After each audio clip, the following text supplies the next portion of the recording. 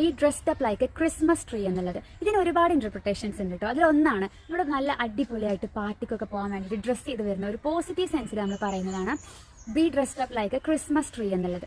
ഇതേ ഒരു വേർഡ് അല്ലെങ്കിൽ ഇതേ ഒരു ഇഡിയം നമുക്ക് ഒരാളെ കളിയാക്കാൻ വേണ്ടിയിട്ടും നമുക്ക് സർക്കാസ്റ്റിക്കലി നമുക്ക് യൂസ് ചെയ്യാൻ പറ്റും കേട്ടോ. അതെന്താണെന്ന് വെച്ച് കഴിഞ്ഞാൽ നമ്മുടെ ഒരു ചെറിയ എന്തെങ്കിലും ഒരു ഔട്ടിങ്ങിന് പോകുക അല്ലെങ്കിൽ ഒരു മൂവിക്ക് പോകുന്ന സമയത്ത് ഓവറായിട്ട് ഡ്രസ്സപ്പ് ചെയ്ത് വരുന്ന ആളുകളെ നമുക്ക് കളിയാക്കിക്കൊണ്ട് പറയാം be dressed up like a Christmas tree എന്നുള്ളത്. All his Christmases came at once എന്നുള്ളത് ഇംഗ്ലീഷിലുള്ള ഒരു ഇഡിയമാണ്.